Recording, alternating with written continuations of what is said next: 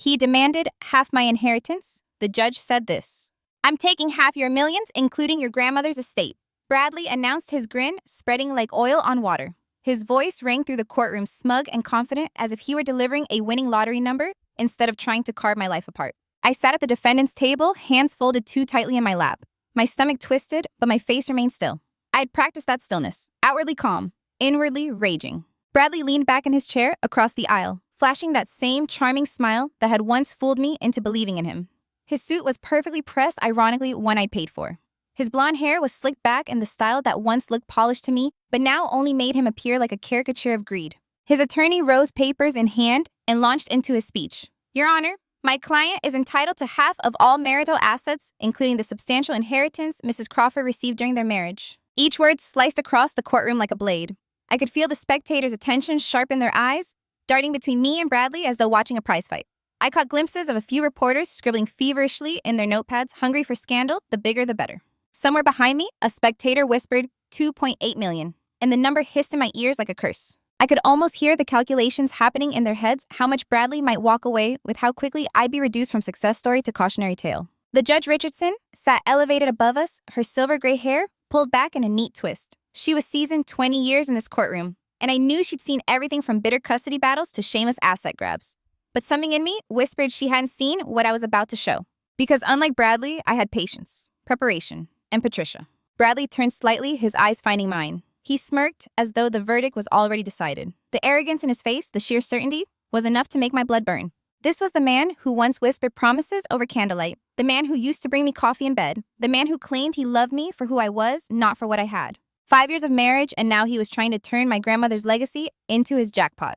The room felt suffocating, with its dark wood paneling and the hum of stale air conditioning. Through the tall windows, I could see nothing but pale sunlight, as if the outside world had been muted for this moment. Nashville traffic buzzed faintly in the distance horns. Footsteps, ordinary life continuing, while mine was dissected under the sterile light of justice. I shifted in my chair, the leather creaking softly. My purse rested by my feet, heavy with the manila envelope Patricia had prepared. I'd carried it everywhere for weeks like a talisman. Inside it was the key that would undo Bradley's fantasy of wealth. "Mrs. Crawford," Judge Richardson said, her voice cutting cleanly through the theater of Bradley's attorney. "Do you have any response to these claims?" My heart kicked hard against my ribs. Every eye in the room pivoted toward me. This was the moment I'd rehearsed in my head while staring at the ceiling in sleepless nights. The moment when Bradley's greed would stop being whispered behind my back and instead be dragged into the light. Slowly, deliberately, I rose to my feet. My knees trembled under my skirt, but I forced my spine straight. "Yes, Your Honor," I said, my voice steadier than I felt. "I believe there's something the court needs to see." I reached down, fingers brushing the worn leather of my purse. My hand closed around the envelope. For a heartbeat, I thought of my grandmother. Her steady voice, her stubborn wisdom. "Always protect what you've built, Judith. People will smile at you and still sharpen their knives." I drew the envelope out, the sound of paper brushing against leather loud in the still room. From the corner of my eye, I saw Bradley's grin falter just slightly. He tried to mask it with a chuckle, but his eyes betrayed him. I stepped forward and placed the envelope in the bailiff's hand. The bailiff delivered it to Judge Richardson. She broke the seal, lips tightening in concentration.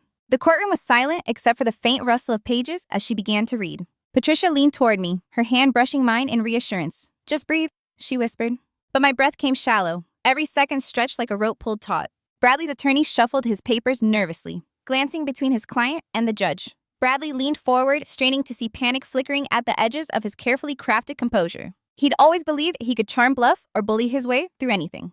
But he had no idea what he was up against. Not me, not Patricia, not the ironclad words on those pages. For 5 years, Bradley thought he was building a trap for me. He never realized I'd already built one for him. If you want to understand how I ended up here, facing down a man who thought he could strip me of everything my grandmother left me, you have to rewind to the beginning. To the moment Bradley walked into my life, like some too perfect script. I had just turned 40. A milestone birthday I'd marked alone in the quiet of my Nashville townhouse. My consulting firm was doing well enough, though it often felt like I was sprinting uphill with bricks strapped to my back. Numbers were my safe place. I understood them, could predict them, make them work for me. People, though. People were harder. I'd lost my grandmother 3 years before. She wasn't just family, she was my anchor. She'd raised me with this stubborn mix of old-fashioned grit and razor-sharp pragmatism. When she died, the silence in my house stretched so loud, it sometimes kept me awake at night. So when I met Bradley at a business conference in Memphis, I was vulnerable. He seemed to sense it immediately. He was magnetic in that slick way some men are. Every word felt rehearsed, yet effortless. He asked about my work like he was genuinely fascinated by spreadsheets and market analysis. "You're brilliant," he'd said, eyes glinting. I've never met anyone who understands numbers the way you do. At the time, I thought it was admiration. Now I realize it was calculation. We started seeing each other after them. Expensive dinners at places I'd only ever walked past before. Weekend getaways with champagne breakfasts. He remembered the smallest details, like how I took my coffee or that I always wore my grandmother's locket when I had big meetings. He said things like, I believe in investing in the people I care about whenever I questioned his lavish spending. I mistook it for generosity, when really it was a preview of the way he'd treat me as a portfolio to be managed. Our courtship was too fast. 8 months after our first dinner, he proposed. It was elaborate, of course. A private riverboat dinner string quartet, the kind of ring that glittered like it had its own electricity. My grandmother's voice echoed in my head. Never trust a man who hurries you. But Bradley's persistence was intoxicating. Life's too short, he'd insisted. I know what I want, and I want you. I hesitated. Not because I didn't feel something for him, I did, but because I had built my stability brick by brick. The thought of tying it all to someone else's choices terrified me. That's when Patricia stepped in. She was my attorney, my friend, and my reality check. Any successful woman needs protection, she said firmly when I mentioned Bradley's proposal. It's not about romance, it's about survival. The prenup conversation was awkward. I brought it up over dinner expecting Bradley to be offended to accuse me of not trusting him. Instead, he laughed light breezy, dismissive. Of course, darling, he'd said, waving his hand like it was nothing. Whatever makes you comfortable. I'm not marrying you for your money. I'm marrying you for you. He signed the papers without reading them. Waived his right to independent counsel. Joked that love doesn't need fine print. I should have heard the hollowness in that laugh. But I let myself believe it meant he was secure, that he didn't care about money. Patricia, though, had been thorough. The agreement was airtight. My existing assets stayed mine. Any inheritance stayed mine. And neither of us owed the other alimony, no matter how things ended. At the time, I thought I was being cautious. Now I realized I was saving myself from ruin. Because when Bradley smiled that night over candlelight and promised me forever, I didn't yet know he was already measuring the size of my safety net. And I didn't yet know how quickly forever would turn into a battlefield. The memory of that night is still burned into me.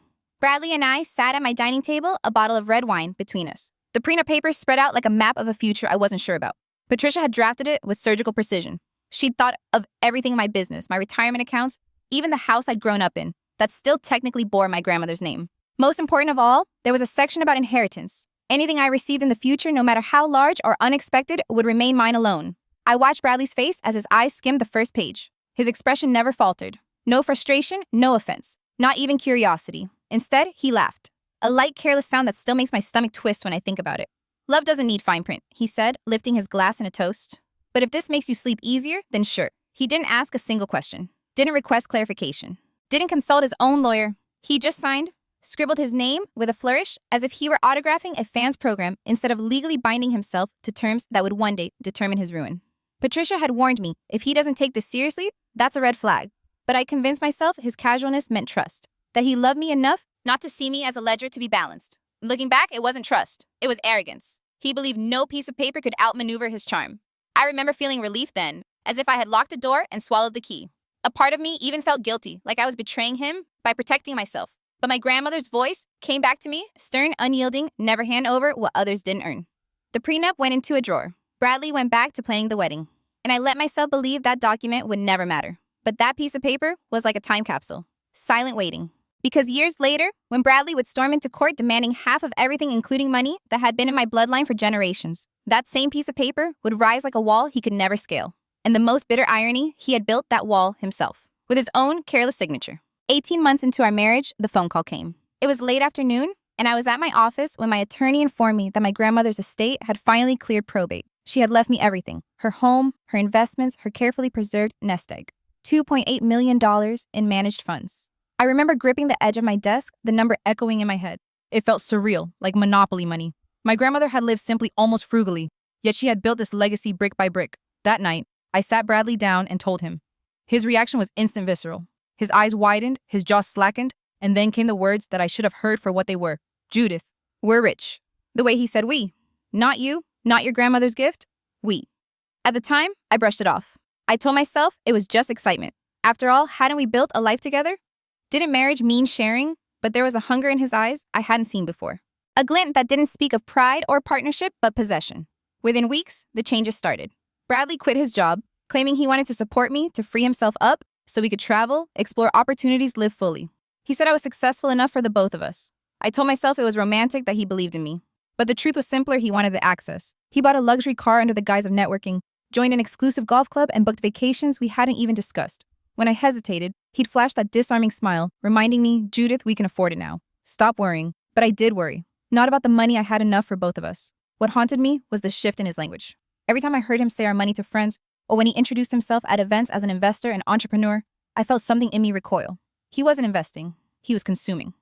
One night, I confronted him gently. I asked why he had introduced my inheritance as family funds. His face hardened in a way I hadn't seen before. Judith, don't be naive. We're married. What's yours is mine. That's how this works.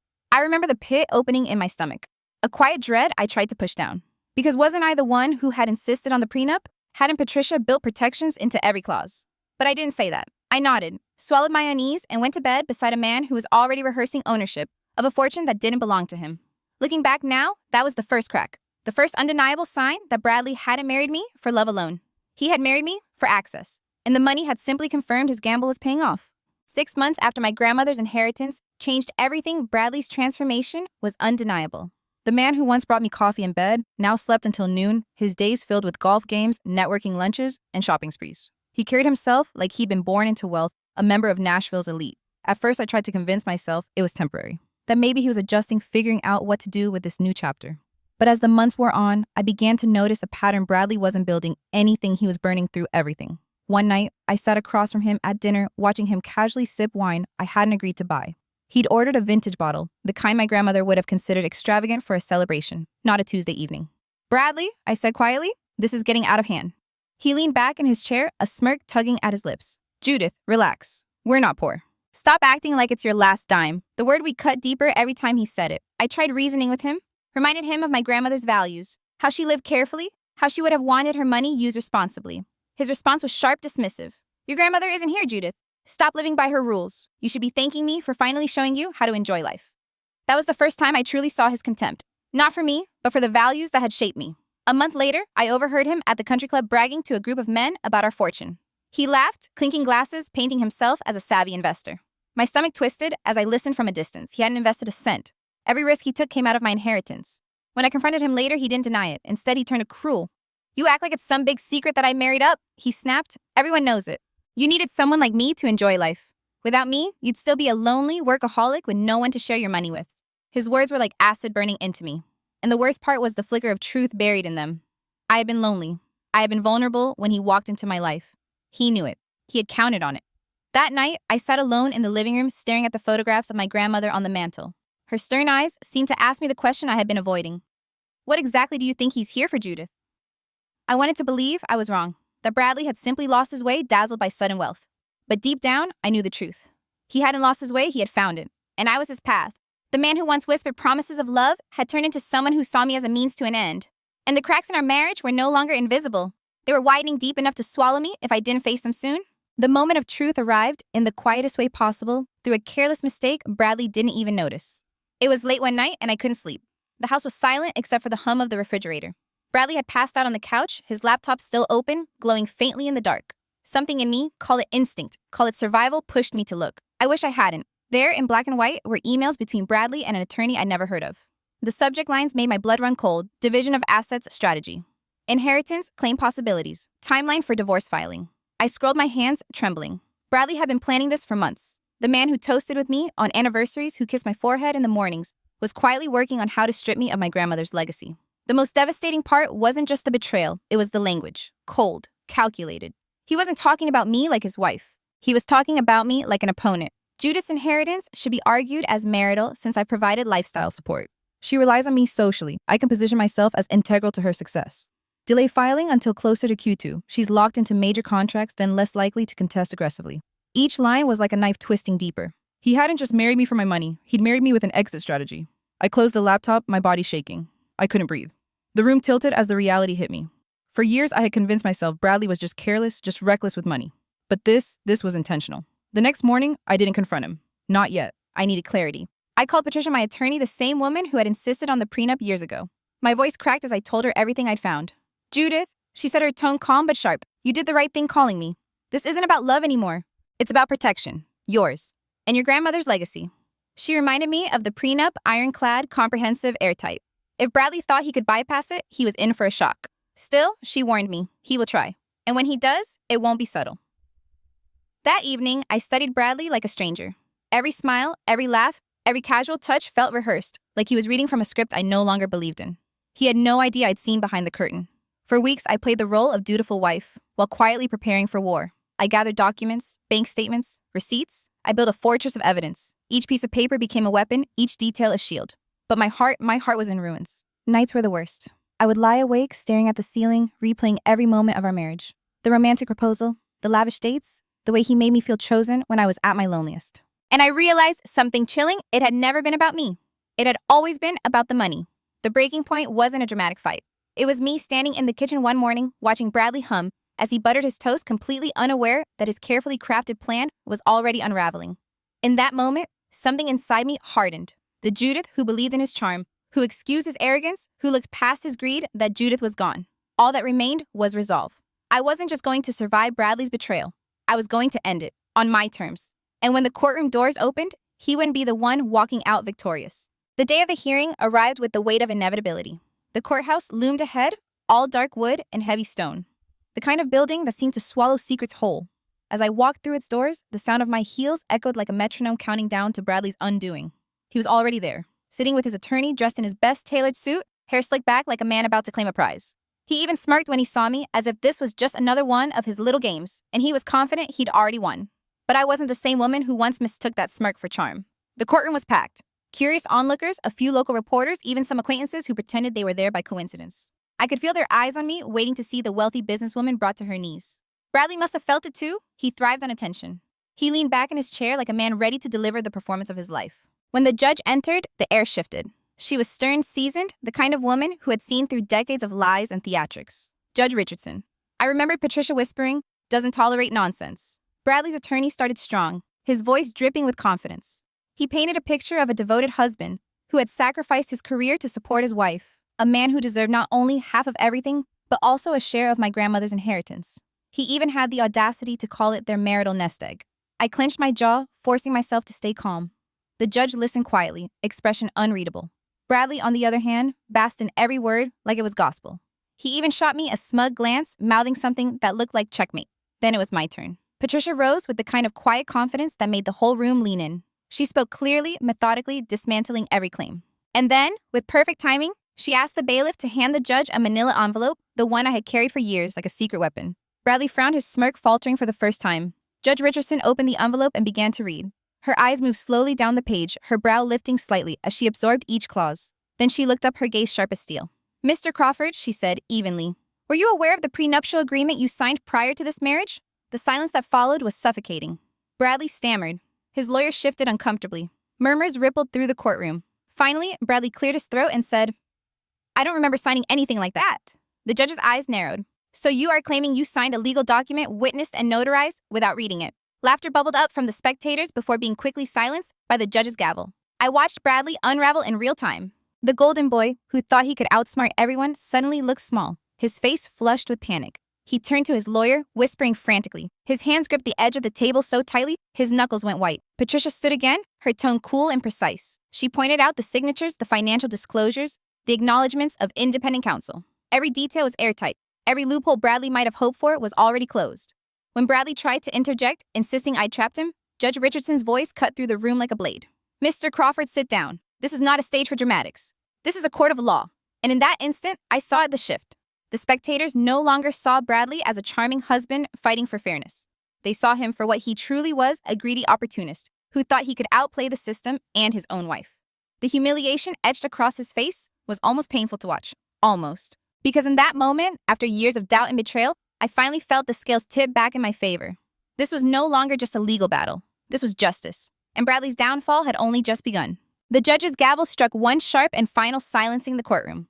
Bradley's smirk was gone. His golden confidence, the very thing that had lured me in years ago, had curdled into a pale, frantic twitch. He looked from the judge to his attorney, as if either of them might save him from what was coming. But there was no escape. Judge Richardson adjusted her glasses and spoke with the calm precision of someone who had delivered thousands of verdicts. Yet every word felt like a hammer blow. This prenuptial agreement, she began, is valid, comprehensive, and legally binding. It was executed 6 weeks before your marriage, witnessed by notaries, and includes full financial disclosures. There's no evidence of coercion or fraud. Mr. Crawford, you signed it willingly. Bradley's attorney opened his mouth, but the judge's glare shut him down before a single syllable could leave his lips. Therefore, she continued, all premarital assets and any inheritance received during the marriage remained the sole property of Mrs. Crawford. Furthermore, as outlined in Section 7, neither party is entitled to alimony or spousal support.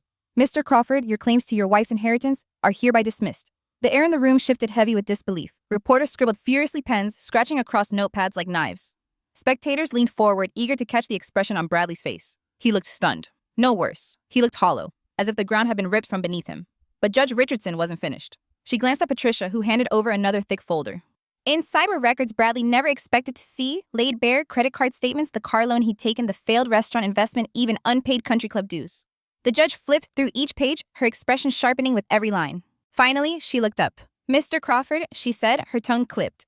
According to this documentation, you accumulated approximately $87,000 in personal debt during this marriage. Per Section 9 of the prenuptial agreement, those debts remain your sole responsibility. The color drained from Bradley's face. You mean, he stammered, voice cracking, I get nothing. The judge's reply was merciless in its simplicity. Correct. You leave this courtroom with no claim to your wife's inheritance, no access to her business holdings, and full responsibility for your personal debts. Gasps rippled through the room. Someone in the back actually laughed quickly, muffling it with a cough. Even Bradley's lawyer looked ready to crawl under the table. I sat still, my hands folded neatly in my lap. Inside, though, my chest burned with a strange mix of triumph and grief. This wasn't the man I had once loved. That man had never really existed. Bradley had always been a gambler who thought life would bend to his charm. And now, the game was over. When the judge slammed her gavel for the final time, it echoed like thunder. The divorce was finalized. My inheritance was safe. Bradley was legally bound to the very debts he tried to hide behind my name. For a moment, silence hung heavy in the courtroom. Then slowly, the whispers began. Spectators leaning toward each other, reporters exchanging hurried notes. Bradley slumped back in his chair, staring at nothing.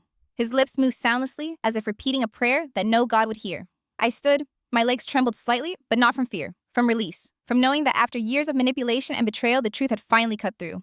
As I walked out of that courtroom, Patricia at my side, I didn't look back at Bradley. I didn't need to. His life had just collapsed in on itself, and this time the only person he could blame was himself. Outside the courthouse, the air felt different, lighter, freer, like I'd stepped out from under a shadow that had followed me for years. The sun was bright against the stone steps, reporters clustering near the entrance, like vultures circling a fresh kill. Patricia shielded me, firm but calm, guiding me through the throng. Mrs. Crawford, did you expect this outcome? Was the prenup a trap? What will you do with your inheritance now? Their voices blurred into static. I kept my eyes forward. For once, I didn't owe anyone an explanation. The truth was written clearly enough in the judge's ruling. Bradley didn't follow immediately. When he finally emerged, he looked like a broken caricature of himself. The suit he'd so carefully tailored now hung heavy on him, like fabric weighed down with humiliation. His golden hair, always slicked back to perfection, caught the sunlight in a way that exposed how thin it had become. Reporters swarmed him, but he shoved past jaw-clenched, eyes glassy. It was over, at least for me. For him, it was only beginning. Word spread fast. Within weeks, Bradley's reputation collapsed like a house of cards. The country club, that once welcomed him with handshakes and whiskey, revoked his membership.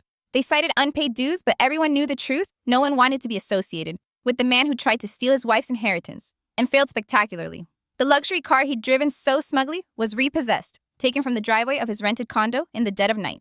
Neighbors whispered as they watched him plead with the tow truck driver, his voice carrying desperation that no one believed anymore. Even his friends, the ones who had happily sipped expensive wine at his side when he pretended it was their money, vanished. Calls went unanswered. Invitations stopped coming. In their world, wealth was loyalty. Without it, Bradley was invisible. I heard from mutual acquaintances that he'd been forced to move back in with his aging parents in Memphis. A man who once strutted through Nashville's social scene now borrowed his father's old sedan to drive to an entry-level sales job. The fall was so steep, it left people whispering his name, not with envy, but with pity. But pity never lasts. Eventually, he became a cautionary tale. At networking events, people would say, "Did you hear about Bradley Crawford? Signed away everything with a prenup and didn't even read it." Laughter would follow, sharp and merciless. As for me, I didn't celebrate. Not really. Relief? Yes. But joy? That's too simple a word for what I felt. What I carried was a quiet satisfaction that, justice however delayed, had found its way through the noise. My grandmother had always told me, "Protect what's yours, Judith. Not everyone who smiles at you has good intentions." I hadn't listened when I fell for Bradley's charm.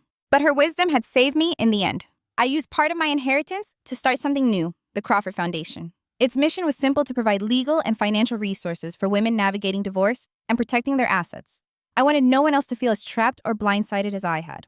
Every case we took on reminded me that my ordeal, as painful as it was, could be transformed into something that mattered. Still, sometimes at night, I would think back to the early days. The riverboat proposal, the way Bradley's eyes lit up when he told me he wanted forever.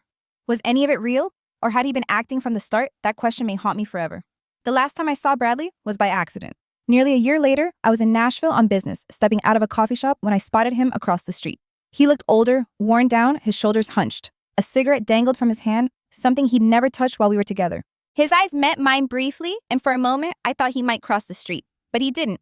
He turned away, disappearing into the crowd like a ghost. I realized then that I no longer feared him, no longer hated him. He was simply irrelevant. And maybe that was the real victory. Because while Bradley had gambled everything on greed and lost, I had built something stronger. Not just financial security, but resilience. Independence. A foundation not just for myself, but for others. The inheritance he tried to steal became the shield that saved me. But it was my resolve forged in the fire of betrayal that carried me forward. Bradley once thought the bare minimum he needed was a signature on a marriage license to secure his future.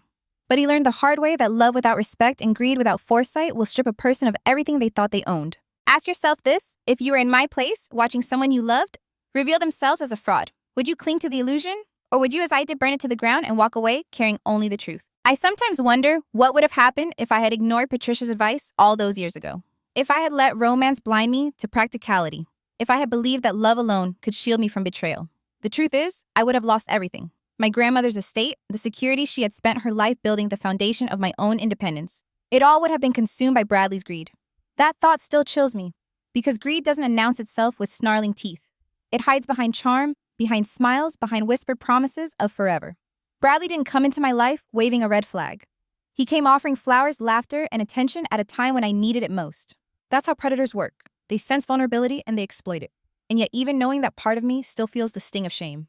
Shame that I let him so close. Shame that I didn't recognize the signs sooner. But maybe that's the cruelest trick of betrayal. It makes the victim question their own judgment long after the betrayer has disappeared. I've learned not to bury that shame, but to reshape it. It fuels the Crawford Foundation, the organization I started in the aftermath. Every woman who walks through our doors carries a story like mine.